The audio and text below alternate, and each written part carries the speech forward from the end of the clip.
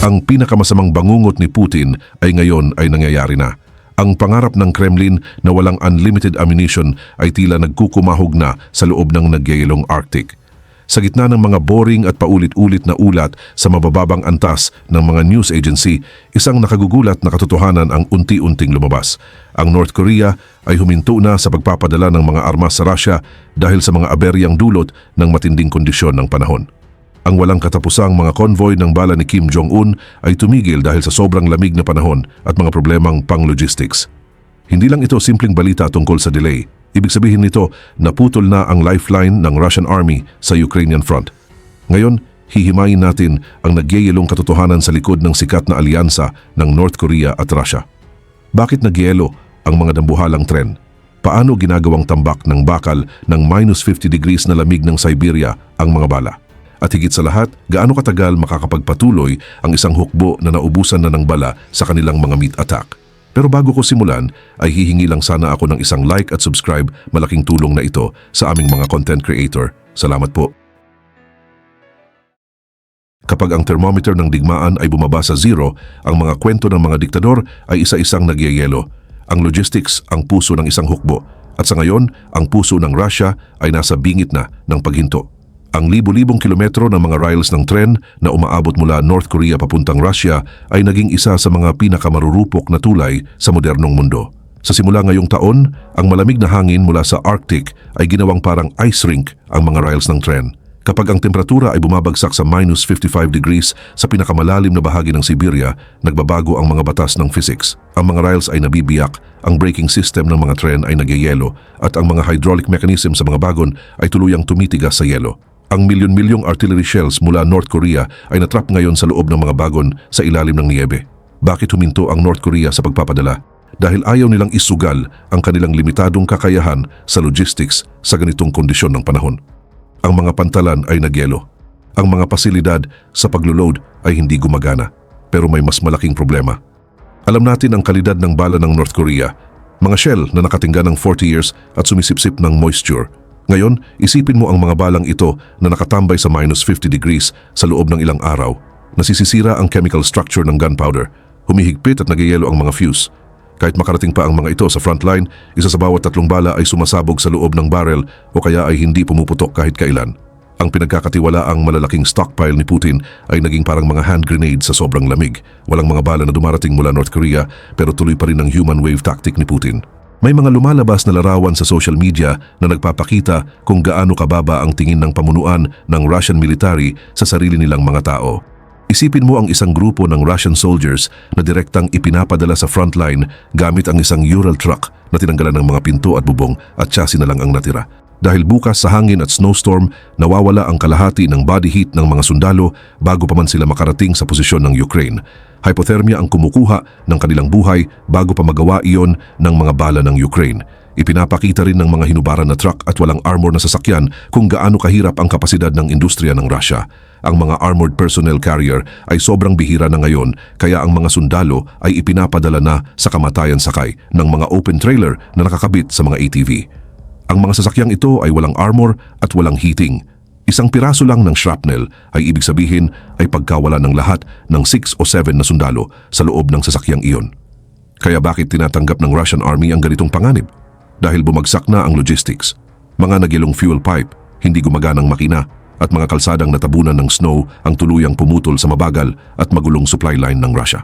Para sa infantry na nasa pinaka-frontline, ang mabuhay ngayon ay mas mahirap pa kaysa ang labanan ng kalaban. Kapag naubos ang bala at huminto ang logistics, alam mo ba kung ano ang unang namamatay sa isang hukbo? Disiplina. Ang Russian Army ay kasalukuyang dumaranas ng isang panloob na digmaan. Ang mga pinakahuling ulat na mula sa mga military source ay tumuturo sa isang malubhang krisis sa disiplina sa likod ng frontline. Nabubulok ang Russian Army mula sa loob. Ang mga sundalo na walang makuhang bala sa front na nagyayelo at nagugutom ay mas gusto nang tumakas kaysa lumaban. Pero ang solusyon ng Kremlin dito ay hindi naiiba sa paraan noong medieval age. Ayon sa mga open source intelligence report, military at iba pa, ang mga kaso ng desertion sa Southern Military District ay iniulat na umabot na sa tens of thousands. Ano sa tingin mo ang ginagawa ng command para pigilan ang mga pagtakas na ito? Ayon sa impormasyong na-decrypt ng ATSSH partisan group sa Kherson at Zaporizhia line, sinimulan na ng mga Russian commander ang pagkumpiska ng bank card ng mga sundalo. Ang mga sundalong nagtangkang tumakas o nagsabing, "I'm freezing," ay pinuputulan ng sahod at hinaharangan ang perang ipinapadala sa kanilang mga pamilya. Mas nakakatakot pa ang mga tinatawag na blocking unit. Ang mga unit na ito, na binabaril ang sarili nilang mga umatras na sundalo mula sa likod, ay naglatag ng isang death trap sa gitna ng nagyayelong lamig. Ukrainian artillery sa harap, sarili nilang taga-baril sa likod. Wala nang ligtas na direksyon para sa mga Russian soldier. Ang pagtalikod ng mahigit 25,000 na sundalo at opisyal ay hindi lang takot. Ito ay pagbagsak ng mekanismo ng disiplina ng isang imperyo. Ang isang oso na tumatakbo palayo sa sarili nitong mga sundalo ay isa na lang halimaw na pinupunit ang sarili nitong paa. Kaya paano tinatakpan ang mga malalaking pagkalugi at desertion na ito sa front? Dito pumapasok ang bagong regulasyon ng military service ng Russia na planong ipatupad ngayong taon na sa totoo lang ay nagbubukas ng daan para sa isang tuloy-tuloy at walang patid na mobilization wave tapos na ang draft period sa Russia. Ngayon, bawat araw, bawat oras ng taon ay itinuturing na sandali ng recruitment, pero sa pagkakataong ito, mas tuso ang mga paraan. Huwag ka nang maghintay ng papel na ihatid sa bahay mo. Ang malawak na digital system na itinayo ng Kremlin ang gagawa sa iyo na legal na sundalo. Sa mismong sandaling maglabas ito ng notice sa pangalan mo. Kapag hindi ka sumunod, agad na ifa-freeze ang mga bank account mo, kukumpiskahin ang iyong driver's license at otomatikong haharangin ng system ang paglabas mo ng bansa. Kapag sumakay ka ng metro sa Moscow, mamamarkahan ka ng facial recognition camera bilang wanted at direkta kang isusuksok sa isang minibus ng mga opisyal ng planelo at ipapadala sa frontline ng walang training. Ang target sa taong ito ay eksaktong 261,000. Para maabot ang bilang na ito, wasak na ang lahat ng health standards sa hukbo. Ang mga taong may kapansanan na dati ay exempt ay ngayon ay ipinapadala na sa front gamit ang peking dahilan na light service lang daw. Ang lihim na clause na na-decode ng Ukrainska Pravda ang talagang nagpapaliwanag ng lahat. Sa totoo lang, nagdeklara ang Russia ng isang lihim na full mobilization pero hindi nila tinatawag iyon sa pangalan para hindi magalit ang mga tao. Habang nanonood ka ng TV sa bahay, naisulat na ng digital system ang sarili mong death warrant sa pangalan mo. Ang Russia ngayon ay isang bukas na kulungan at ang mga kalsada nito ay higanting bitag para sa tao. Nagyayelo ang mga sundalo pero ang tunay na suntok kay Putin ay nanggagaling na sa ekonomiya. Ang lifeblood ng Russia, ang kita nito sa enerhiya, ay nagsisimula ng mamuo sa ilalim ng nagyayelong epekto ng taglamig. Ayon sa data ng energy market, bumaba sa pinakamababang antas sa loob ng 2 years ang pagdepende ng India sa Russian oil. At napapansin na lumilipat ang India sa mga bagong alternatibo. Ang Indian Oil Corporation ay bumili ng 7 million barrels ng crude oil mula sa Angola, Brazil at United Arab Emirates imbes na Russian oil para sa delivery sa March.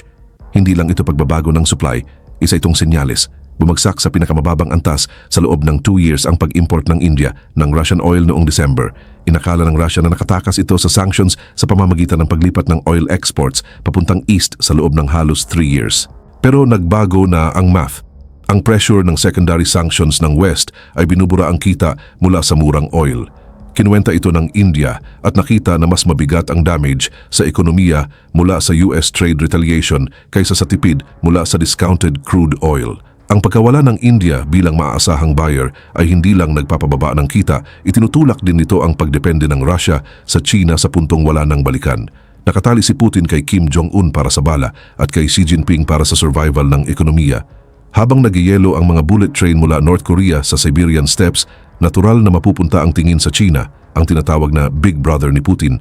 Pero hindi rin umaayon sa inaasahan ng Kremlin ang nangyayari sa panig ng Beijing. Bagamat hindi direktang nagpapadala ng sandata ang China, ito ang pangunahing supplier ng microchips, UAV engines at dual-use technologies na nagpapatakbo sa Russian war machine. Pero tinamaan din ng kasalukuyang Arctic logistics disaster ang mga trade route ng China. Bumagal ng kalahati ang mga border crossing dahil sa nagyayelong panahon at sinimulan na ng mga Chinese logistics company ang pagsuspinde ng mga shipment sa mga delikadong ruta ng Siberia habang sumisirit ang insurance cost. Kaya weather issue lang ba ito? Ayaw ng Beijing na tuluyang bumagsak ang Russia pero hindi rin pabor sa kanila ang isang sobrang lakas na Putin. Ang kasalukuyang logistical chaos ay isang walang kapantay na diplomatic trump card para kay Xi Jinping. Nang putulin ng North Korea ang supply ng bala, lalo pang tumaas ang pagdepende ng Russia sa China. Habang sinusubukan ng Russia na kumawala sa West, hindi nito namamalayan na nagiging isang vassal state na ito, isang energy at raw materials depot ng China. Samantala may isa pang player dito na halos hindi napapansin, ang South Korea. Alam ng Seoul administration na ang bilyon-bilyong dolyar na kinikita ng North Korea sa pagbenta ng armas sa Russia ay direktang nagpapalakas sa nuclear program ni Kim Jong-un. Kaya minobilize ng South Korean Intelligence NIS ang lahat ng digital at pisikal na paraan para paralisahin ang supply line ng North. Ang pagbagsak ba ng mga rallies sa Siberia at ang misteryosong technical breakdown ng mga tren ay dahil lang sa nagyayelong panahon o ito na ang pinakamalaking cyber logistics sabotage sa kasaysayan? Habang ang South Korea ay nagpapadala ng malaking shipment ng armas sa Europe sa pamamagitan ng Poland, isinara naman nito ang ruta ng North Korea papuntang Russia. Ginagawa nitong higit pa sa regional conflict ang Ukraine War at nagiging isang global logistical refleksyon ng isang Korean Civil War. Nang inanunsyo ni Kim Jong-un na napilayan ang supply line dahil sa isang logistical disaster, hindi lang siya yumuko sa panahon. Isinasagawa rin niya ang isang tactical retreat laban sa pressure sa logistics mula sa South Korea at mga kaalyado nito. Habang nagyayelo ang mga tropa ng Russia sa frontline, unti-unting inuubos ng shadow war ng dalawang Korea ang stockpile ng bala ni Putin. Ngayon, oras na parating na ng buong larawan ang malinaw at nakakagulat na reality. Lahat ng data na ipinakita namin sa inyo hanggang ngayon. Lahat ng satellite image ay iisa lang ang tinuturo. Dumudulas ang Russia papunta sa isang napakalaking freezer grave na siya rin ang naghukay. Tingnan mo, wala na roon ang mga life support ammunition train mula North Korea. Sa impyernong minus 55 degrees Celsius ng Siberia, nagyayelo ang mga rails, tumitigas sa yelo ang mga locomotive. Ang mga kalawangin pero mahalagang bala ni Kim Jong-un ay wala ngayon sa mga kanyon ng Russian artillery.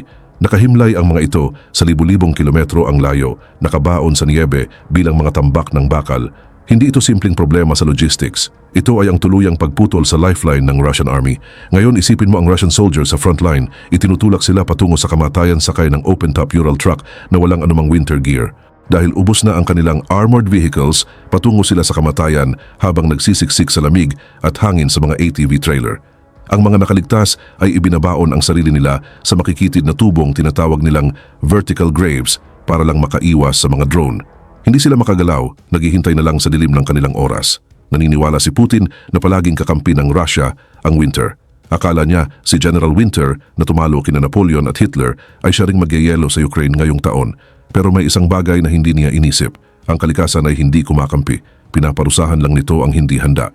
Sa ngayon, habang lumalaban ang Ukrainian Army sa modernong shelter at maayos na Western logistics line, unti-unting naglalaho ang Russian Army sa bukas na lupa na walang tubig at bala. Ano man ang sabihin ng propaganda machine, hindi nagsisinungaling ang mga numero sa lupa. Noong December last year, average na 1,000 buhay ang nawawala kada araw. Nagawa ng administrasyon ni Putin na pantayan ang kabuuang losses ng Soviet Union sa 10-year Afghan War sa loob lang ng 1 buwan. Hindi ito sustainable na tagumpay, isa itong sakripisyo ng kinabukasan ng isang lipunan para sa ego ng isang leader. At higit pa rito, ramdam na rin ang pinsalang ito sa bulsa ng Russia kahit ang mga pinakatapat na customer tulad ng India ay hindi na sumasagot sa tawag ng Russia. Mas pinipili ng Indian Oil Corporation ang oil mula Brazil at UAE kaysa isugal ang sanctions. Kinakalawang ang energy weapon ni Putin, nagyayelo ang kanyang ammunition weapon at nilulunod ng galit ng sarili niyang mga tao ang kanyang human wave tactic. Ang trahedya ay kung napanatili lang sana ng Russia ang status quo bago ang 2022, maaari sana itong maging isang lumalago at iginagalang na ekonomiya ngayon. Pero ngayon, puro nakamamatay na lupa na lang ang natitira. Maaaring subukan ni Putin na bigyang katwiran ang sarili niya gamit ang rhetoric ni Trump o mga halimbawa mula Alaska. Pero ito ang realidad. Kapag umatras siya, politikal siyang mawawasak. Kapag nagpatuloy siya, ilibing niya ang kanyang hukbo sa isang nagyayelong libingan. Kapag dumating ang spring at natunaw ang niebe, ang mga bukid na iyon ay hindi lang trigo ang ilalabas, kundi ang mga labi ng isang henerasyong isinakripisyo para sa ambisyon ng isang leader.